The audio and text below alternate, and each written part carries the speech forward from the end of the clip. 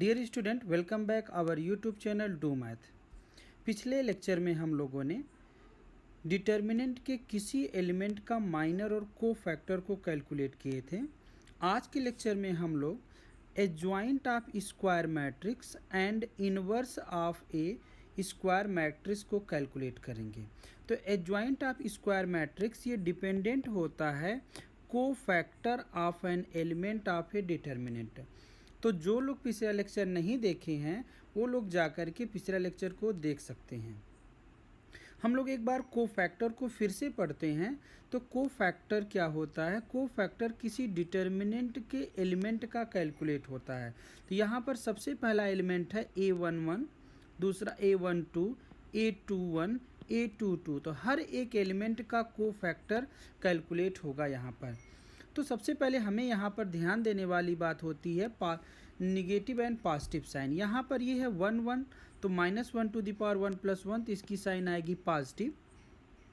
यहाँ पर है 1 + 2, ये हो जाएगा 3, आड नंबर होगा -1 की power, this will be negative. Similarly ये निगेटिव होगा, ये पॉजिटिव।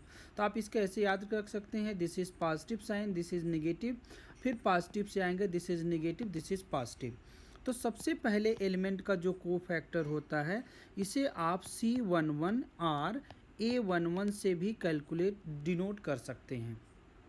तो जो पहला फैक्टर कैलकुलेट होता है, यहाँ पर हम लोग क्या करते हैं, जिस एलिमेंट में जिस रो या कॉलम में ये एलिमेंट आता है उसे हम क्या करते हैं, डिलीट करते हैं। तो कौन सा एलिमेंट बच रहा है? तो यहाँ पर बच रहा है A22। तो एलिमेंट A11 का जो को फैक्टर होगा ये होगा A22। पिछले लेक्चर में हम लोगों ने इसके बारे में डिटेल स्टडी किया है। अगर हमें सपोज करिए दूसरा एलिमेंट A12 के बारे में निकालना है, इसका को फैक्टर होगा C12 और A12। तो यहाँ पर देखेंगे हम लोग जिस रो में होगा उस रो और कॉलम को डिलीट कर देंगे।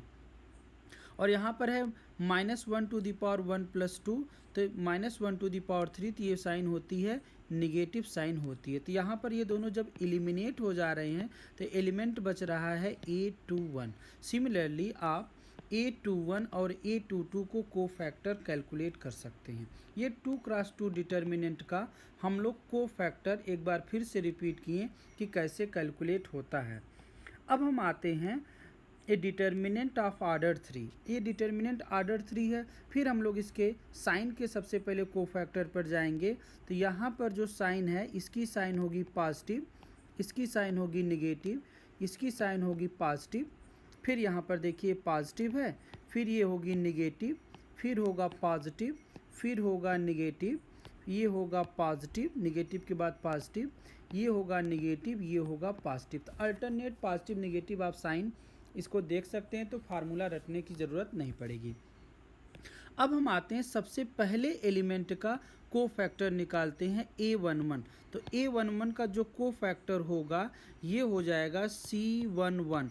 इसकी वैल्यू क्या होती है? फिर वही जिस रो में ये लाइज करता है उस रो को आप डिलीट कर देंगे, रो और कॉलम को। तो यहाँ पर जो बचेगा उसी का डिटर्मिनेंट की वैल्यू, तो डिटर्मिनेंट बनेगा A22 ये एलिमेंट से, और दूसरा डिटर्मिनेंट बनेगा A23 एलिमेंट से, फिर बनेगा A32 एंड A33। ये जो डिटर्मिनेंट बनता है आप क्रॉस मल्टीप्लाई करके इसकी वैल्यू कैलकुलेट कर लेंगे। और पहले को फैक्टर की वैल्यू हम लोगों ने देखा कि ये पॉजिटिव है, तो यही इसका वैल्यू हो जाती है पहले एलिमेंट का को फैक्टर। सपोज करते हैं हमें A12 को फैक्टर को फैक्टर कैलकुलेट करना है। तो इसका जो को फैक्टर होगा ये हो जाएगा C12। अब यहाँ पर हमारे पास निगेटिव साइन आएगी क्योंकि ये प्लस है, ये माइनस साइन कैसे आता है? यहाँ पर होता है -1 टू द पावर 1 + 2, तो -1 टू द पावर 3, तो ये हो जाएगा निगेटिव साइन। आप ऐसे भी देख सकते हैं डायरेक्ट भी। अब हम क्या करना है, हमें कैलकुलेट करना है इस एलिमेंट का को फैक्टर। तो जिस रो में या जिस कॉलम में होगा इसे हम ब्लॉक कर देंगे। अब हमारे पास एक डिटर्मिनेंट बनेगा ऑर्डर 2।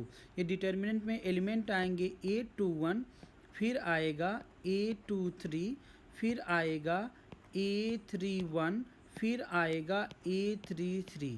अब आप इसे सॉल्व कर लेंगे, जो भी वैल्यू आएगी वह कहलाएगा को फैक्टर ऑफ एलिमेंट A12।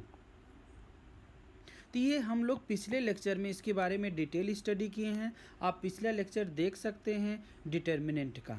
अब हम आते हैं जो आज की हमारी टॉपिक है एडजॉइंट ऑफ स्क्वायर मैट्रिक्स के बारे में स्टडी करते हैं। तो एडजॉइंट ऑफ स्क्वायर मैट्रिक्स क्या है? The adjoint of square matrix A is defined as transpose of matrix form by cofactors of element A I J and it is denoted by adjoint of A. इसका मतलब क्या है? तो adjoint of a square matrix, सबसे पहली बात ये है किसी स्क्वायर मैट्रिक्स का ही एडजॉइंट कैलकुलेट होगा। क्यों? क्योंकि एडजॉइंट ऑफ मैट्रिक्स डिपेंड करता है कोफैक्टर पर, और कोफैक्टर हमेशा कैलकुलेट होता है किसी डिटर्मिनेंट का, और डिटर्मिनेंट के डिफिनीशन के अकॉर्डिंग ये हमेशा स्क्वायर होता है। अब सबसे पहली बात, हर एक एलिमेंट, अगर हमारे पास 3x3 का डिटर्मिनेंट है तो हर एक एलिमेंट का कोफैक्टर कैलकुलेट होगा।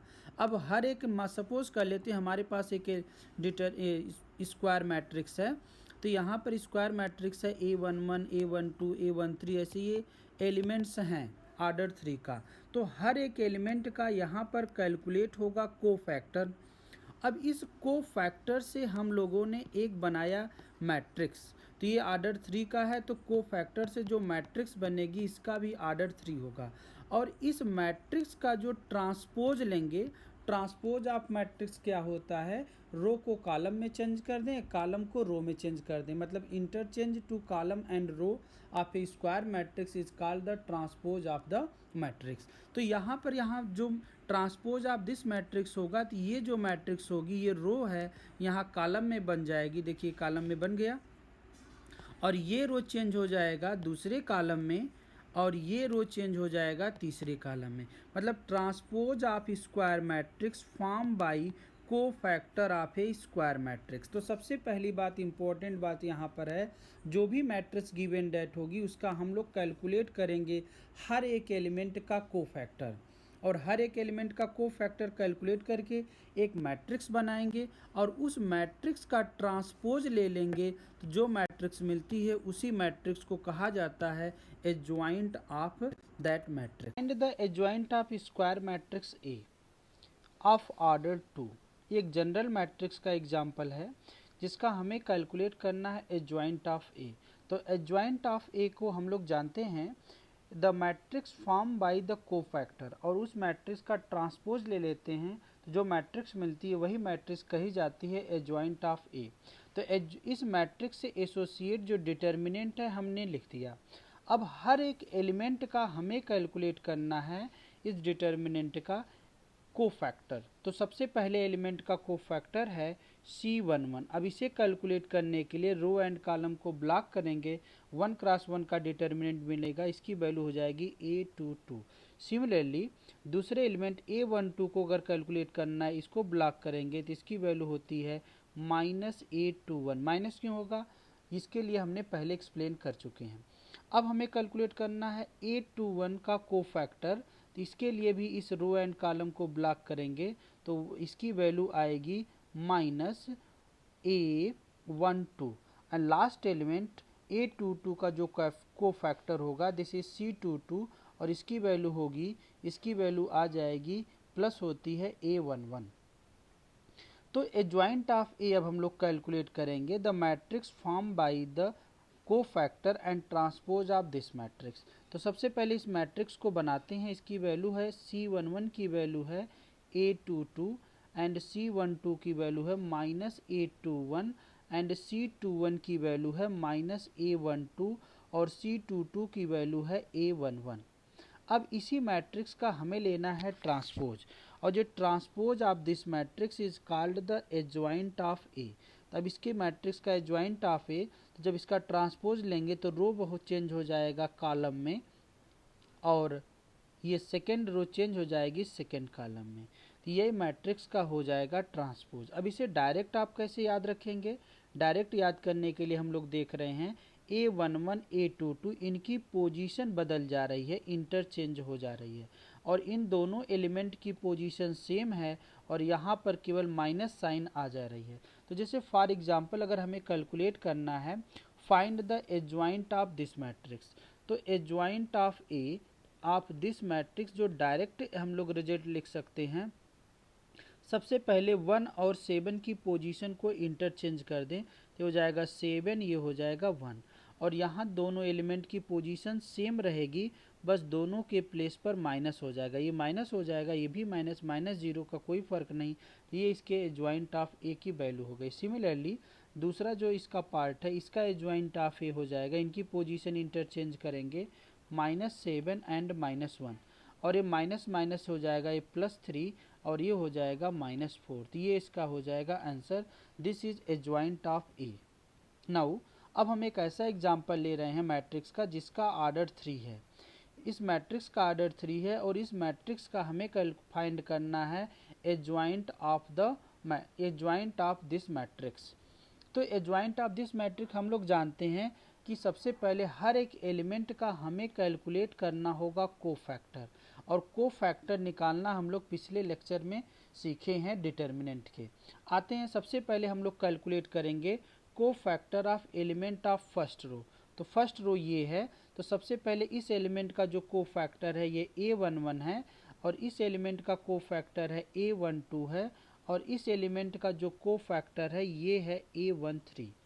इसे कैलकुलेट करने के लिए आप जानते हैं जिस रो में होता है उस रो एंड कॉलम को ब्लॉक करते हैं, तो यहाँ पर बच जाएगा जो डिटर्मिनेंट जो बनता है, दिस इज ये होता है 3, 5, 0, 1। अब इसे सॉल्व करेंगे तो इसकी वैल्यू आ जाएगी 3। सिमिलरली अगर आपको दूसरा एलिमेंट A12 का कोफैक्टर कैलकुलेट करना, जिस रो या कॉलम में होगा इसे ब्लॉक कर दीजिए, तो ये हो जाएगा 2 एंड -2, और इसकी वैल्यू होती है निगेटिव। निगेटिव क्यों होती है अभी हम लोगों ने इसे एक्सप्लेन किया। ये बनेगा 2 एंड -2 एंड 5 एंड 1। अब इसे सॉल्व करेंगे तो इसकी वैल्यू आ जाएगी -12। सिमिलरली आप A13 का की वैल्यू को कैलकुलेट करके कोफैक्टर निकाल सकते हैं। सिमिलरली आप ऐसे ही cofactor of second row calculate करेंगे, इनकी वैल्यू ये आएगी, और ऐसे ही हम लोग सॉल्व करेंगे थर्ड रो के कोफैक्टर की जिसकी वैल्यू ये है। अब हम एक ऐसी मैट्रिक्स बनाएंगे जो कोफैक्टर से बनी हो, और उस मैट्रिक्स का लेंगे transpose, that matrix is called the adjoint of A. तो सबसे पहले हम लोगों ने कोफैक्टर से एक मैट्रिक्स बनाया, और इस मैट्रिक्स का ट्रांसपोज लिया जाएगा, और यही transpose of matrix is called the adjoint of A. इनकी वैल्यू आई थी 3, A12 की वैल्यू आई थी -12, इनकी वैल्यू आई थी 6। ऐसे सबकी वैल्यू हम लोगों ने पुट किया, और पुट करने के बाद इस मैट्रिक्स का ट्रांसपोज ले लिया। ट्रांसपोज का मतलब होता है रो को चेंज कर दिया जाए कॉलम में, रो को कॉलम में इंटरचेंज कर दें, तो ये जो मैट्रिक्स बनती है this is called transpose of a square matrix, और यही मैट्रिक्स कहलाएगी this is called the adjoint of A. Now अब हम आते हैं इस पर बेस्ड नेक्स्ट प्रॉब्लम पर।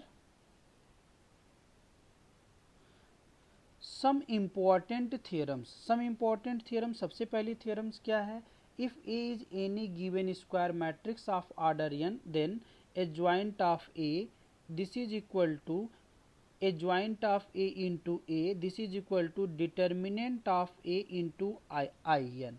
आई एन क्या है, I is the identity matrix of order n। सबसे मैट्रिक्स के सबसे पहले लेक्चर में आइडेंटिटी मैट्रिक्स के बारे में एक्सप्लेन किया गया है, तो ये रिजल्ट आपको याद रखना है। दूसरी थ्योरम क्या है, if A and B are non singular matrices of same order. मतलब ए और बी नॉन सिंगुलर मैट्रिक्स क्या होती हैं, ऐसी मैट्रिक्स जिसका determinant not is equal to 0 हो, तो that matrix is called non singular matrix. और ऐसी स्क्वायर मैट्रिक्स जिसका डिटर्मिनेंट 0 हो, that is called the singular matrix. तो अगर A and B non singular matrix है तो उनका A B and BA are also non-singular matrix of same order। ये दूसरी थ्योरम है एडजॉइंट ऑफ ए। तीसरी थ्योरम क्या कही जा रही है, the determinant of A into B this is equal to determinant of A into determinant of B. ये हम तीसरा रिजल्ट है इस पर बेस्ड। अब यहाँ पर हम लोग देख रहे हैं ये डिफिनीशन है सिंगुलर मैट्रिक्स की जिसका डिटर्मिनेंट इज इक्वल टू 0 है, और ये डिफिनीशन है नॉन सिंगुलर मैट्रिक्स की जिसका determinant not is equal to 0 है। इसे भी आप ध्यान देंगे कौन सी मैट्रिक्स सिंगुलर है और कौन सी मैट्रिक्स नॉन सिंगुलर है। अब हम लोग एक इम्पॉर्टेंट पार्ट देख रहे हैं, यहाँ पर कहा जा रहा है properties of adjoint of A matrix. अब ये प्रॉपर्टीज आपको ध्यान देना है, दो बार आप लिखेंगे और इसे याद रखेंगे जिससे ये आपको कंपटीशन में इस पर बेस्ड प्रॉब्लम आए तो आप आसानी से बता ले जाएं कि कौन सा इसमें ट्रू है और कौन सा फॉल्स है। पहली प्रॉपर्टी क्या है, adjoint of A transpose this is equal to adjoint of A whole transpose. दूसरा क्या है, adjoint of K A this is equal to K to the power N minus one. जब एडजॉइंट से बाहर निकलेगा तो K to the power N minus one this into adjoint of A. दूसरा law important है, adjoint of A B this is equal to adjoint of B adjoint of B into adjoint of A. ये इनका order reverse हो जाता है यहाँ पर। Fourth result जो बहुत ही इंपॉर्टेंट है, adjoint determinant of adjoint of A this is equal to determinant of A to the power N minus one. और पांचवा रिजल्ट है adjoint of A the determinant of this value this is equal to determinant of A to the power N minus one to the power two. और छठवां result है adjoint of A is equal to this. और यहाँ पर एक result और important है, determinant of K ए। अगर के एक मैट्रिक्स है जिसका आर्डर n हो तो इसकी वैल्यू होती है k to the power n into determinant of A. ये भी रिजल्ट बार बार पूछा गया है। वो रिजल्ट जो पूछा गया था ये पूछा गया था अगर एक मैट्रिक्स है जिसका आर्डर 3 है then the determinant of K ए, तो मैट्रिक्स का आर्डर 3 है तो k की पावर 3 बाहर निकल जाएगा। ये प्रॉपर्टीज ऑफ डिटर्मिनेंट में हम लोग डिस्कस किए हैं। नाउ अब हम आते हैं इस पर बेस्ड एक प्रॉब्लम सॉल्व करते हैं। यहाँ पे कहा जा रहा है if A J matrix of order 3 and determinant of adjoint of A 64 then determinant of A की वैल्यू क्या होगी। हम जानते हैं determinant of adjoint of A this is equal to determinant of A to the power N minus one. यहाँ पर order 3 है तो गिवन दैट है n is equal to 3, therefore determinant of adjoint of A this is equal to determinant of A की power 2। यहाँ पे हो जाएगा determinant of A this is square root of adjoint of A of determinant. इसकी वैल्यू given that आपके question में this is 64, square root of 64 इसकी वैल्यू आ जाएगी 8। इसका मतलब option C is correct. Now अब हम लोग टॉपिक जो पढ़ने जा रहे हैं ये है inverse of a matrix. Suppose A is non-zero square matrix of order n and there exists a matrix B of same order n such that AB is equal to BA and this is equal to IN मतलब identity matrix. Such matrix B is called the inverse of matrix A. It is denoted by this मतलब B is denoted by A inverse। तो यहाँ पर एक ऐसे अगर कोई matrix given date है जिसका आर्डर n है तो हमें एक ऐसी मैट्रिक्स ढूंढनी होगी जिसका आर्डर n हो। जब दोनों का प्रोडक्ट किया जाए ए बी एंड बी ए तो एक आइडेंटिटी मैट्रिक्स मिलनी चाहिए सेम आर्डर का, तब हम कहते हैं that matrix B is the inverse of given matrix A. अब इस पर बेस्ड एक थ्योरम है, ये कहा जा रहा है a square matrix is invertible if A is non singular. Non singular का मतलब determinant of A is not is equal to 0। ये कंडीशन है कि कोई भी मैट्रिक्स ना इन्वर्टिबल मैट्रिक्स तब होगी जब उसके डिटर्मिनेंट की value not is equal to 0 है। अगर डिटर्मिनेंट की वैल्यू 0 हो गई तो वो मैट्रिक्स कभी भी इन्वर्टिबल नहीं होगी। और डिटर्मिनेंट ऑफ ए का जो रिजल्ट है ए इनवर्स ऑफ ए, कोई मैट्रिक्स ए गिवन दैट है अगर उसका इनवर्स कैलकुलेट करना है तो A inverse is equal to होता है adjoint of A divided by determinant of A. और एडजॉइंट ऑफ स्क्वायर मैट्रिक्स अभी अभी हम लोगों ने कैलकुलेट करना सीखा था और इसको डिवाइड कर देना है डिटर्मिनेंट ऑफ ए से। अब इस पर बेस्ड जो नेक्स्ट थ्योरम क्या कही जा रही है inverse of a square matrix if it exist is unique, मतलब किसी भी मैट्रिक्स का इन्वर्स अगर एग्जिस्ट कर रहा है तो हमेशा यूनिक होगा। दूसरा क्या है, कहा जा रहा है A B inverse this is equal to B inverse into A inverse. ये भी इंपॉर्टेंट रिजल्ट है, इसे भी आप याद रखेंगे। इनका आर्डर यहाँ पर रिवर्स्ड हो जाता है, बदल जाता है। नाउ अब इस पर बेस्ड कुछ प्रॉपर्टीज हम लोग डिस्कस करेंगे जो बहुत ही इंपॉर्टेंट आपको याद रखना। पहला है A inverse of inverse this is equal to A. दूसरा है A B inverse this is B inverse into A inverse. तीसरा है ये रिजल्ट, चौथा है ये, पांचवा रिजल्ट ये है, छठवां रिजल्ट ये है। इन 6 रिजल्ट को आप कॉपी पर अपने लिखेंगे, एक दो बार प्रैक्टिस करेंगे, जिससे आप कभी भी कंपटीशन में इस पर बेस्ड प्रॉब्लम आए तो कभी भी गलत। Now inverse of matrix A, एक मैट्रिक्स है जिसका आर्डर 2 है, इसका हमें कैलकुलेट करना है ए इनवर्स। तो हम लोग जानते हैं A inverse is equal to होता है adjoint of A divided by determinant of A. तो यहाँ पर डिटर्मिनेंट ऑफ ए हो जाएगा A D minus B C and this is not is equal to 0। Adjoint of A calculate करने का जो डायरेक्ट तरीका है हम लोग सीखे थे इसी लेक्चर में, इनकी पोजीशन को इंटरचेंज कर देते हैं। यहाँ हो जाएगा डी और यहाँ हो जाएगा ए, और ये दोनों अपने पोजीशन पर रहेंगे, माइनस टाइम हो जाते हैं। तो ये हो गया एडजॉइंट ऑफ ए। तो ए इनवर्स का जो हमें रिजल्ट मिलेगा, जो डायरेक्ट हम लोग यूज कर सकते हैं किस कहीं पर भी ए इनवर्स कैलकुलेट करना है, अगर ए गिवन दैट है ए बी सी डी, तो सबसे पहले इसकी वैल्यू आती है this is 1 A D minus B C, और ये कहलाता है डिटर्मिनेंट ऑफ ए, और ये वैल्यू है इसका adjoint of A this is D A. इनकी पोजीशन इंटरचेंज होगी और ये दोनों माइनस हो जाएंगे। सपोज करते हैं ए इज इक्वल टू एक मैट्रिक्स है 1 2 0 3। अब इसका हमें कैलकुलेट करना है ए इनवर्स। तो सबसे पहले कैलकुलेट करेंगे डिटर्मिनेंट ऑफ ए, तो जाएगा 3 माइनस 0, इसकी value 3 not is equal to 0, मतलब इनवर्स एग्जिस्ट करेगा।